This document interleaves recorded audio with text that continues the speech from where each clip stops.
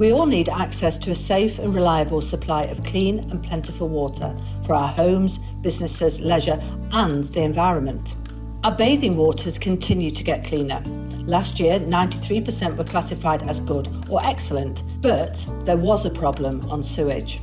This is why the government is taking action with a plan to tackle sewage from storm overflows. This will require the biggest ever investment into water infrastructure of £56 billion. I wanted to learn firsthand how our water is supplied, cleaned, and more about the challenges in regard to sewage that I know my constituents are concerned about. To find out more, I recently visited Severn Trent, which both serves and cleans all of Derby North's water supply. Andrew, it's so lovely to be with you today. Just tell me a little bit about the role you do, please. So I work for Severn Trent Water. We provide drinking water for 8 million people throughout the Midlands, and then we take the water away and clean it and return it to the environment. And I'm part of the team looking at our long-term plans for improving rivers. So one of the things I know that concerns my constituents, as an example, but when we have a glass of water, how safe is it for us to drink it from Severn Trent? I think you'd struggle to find any safer water anywhere in the world. Right. So it goes through hugely rigorous processes, and then it's all overseen by an independent regulator called the Drinking Water Inspectorate. But I just want to get absolute clarity now, because we've been hearing that sewage is in our water, and that, please, can you just explain to me how that has come around and actually what the facts are? So any water you drink will be from the taps will be world class. It's thoroughly regulated. It's thoroughly cleaned. It's thoroughly tested. The procedures couldn't be tougher. So that's the drinking water. So that goes into the system. We pump it to people's houses. World class. Right. We then take the water away, or we take wastewater away. So that would be from your toilets. It will be from showers. It will be from drains on on people's homes, and that goes into the sewers, and then we take it to a sewage treatment works, and the quality of sewage treatment works over the last 30 years or so has been transformed.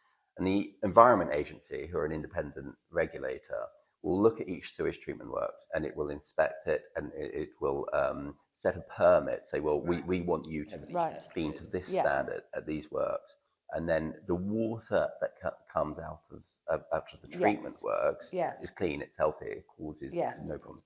It is that will then be returned to the environment, and it often into rivers. I was just going to say, so just for clarity, what does the environment mean? That could be rivers, could be the sea, could it be watering crops? I mean, what is it? Well, you could use that water for a whole range of purposes. The water is certainly healthy enough. So, Andrew, you've been really candid and explained the whole process to us. But we're hearing in the news, we're certainly hearing from all different sources, that sewage is being pumped into our network. Yeah. Explain to me what they mean by that and how that is possible, and what's the reality. So the challenge, and our sewers, certainly Severn Trent's, but you throughout the country, generally have ample room for sewage. And by room you mean water level? Capacity. Okay. So they're ample big enough for that. They're not overflowing. They're not overflowing.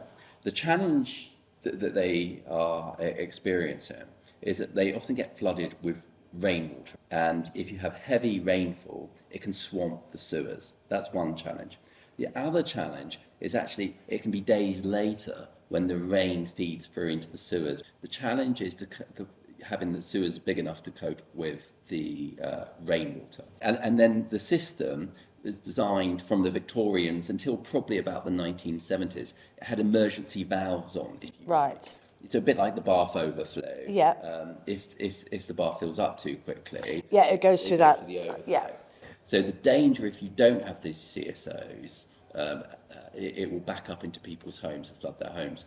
What that means, though, what the result of that is presumably you're saying they overflow into the river. Is that right? Correct. So, and this is where people are saying that sewage is going into their river. If we were starting from scratch, Yeah. we wouldn't build, as a modern company, No. we wouldn't build the sewage network. But we are where we are, But and we this is are why where there's we an are. and just on that, there's a massive investment going into We're investing record amounts, and you're going to see even more investment, I'm certain. Yeah, to stop this happening. To stop this happening.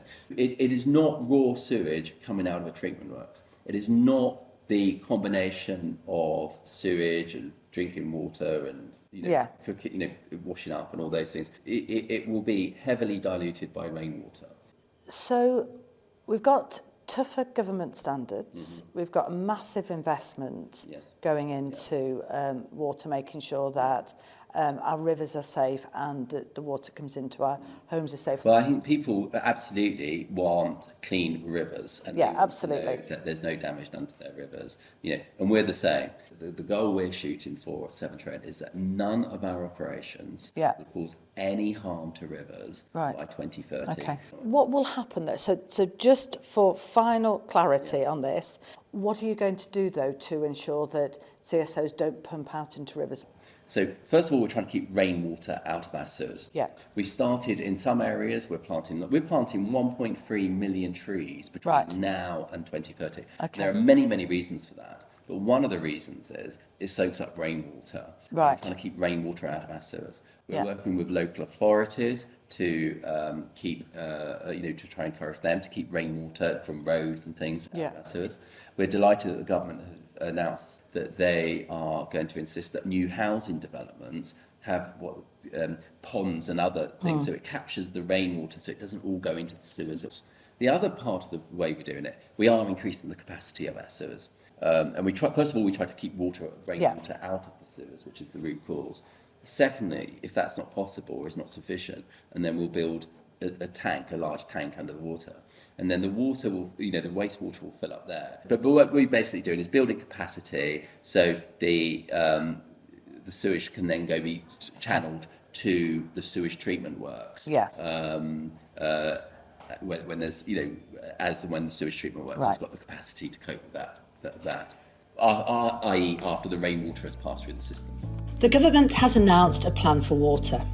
The actions are for governments and regulators to lead on, but everyone needs to be involved to deliver this, including water companies like Severn Trent, businesses, regulators and the public.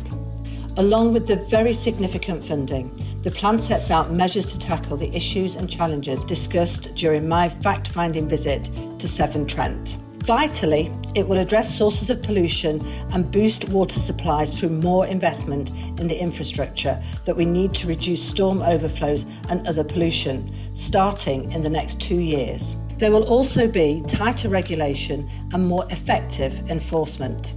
You can read more about the government's plan for water by clicking the link in the video description.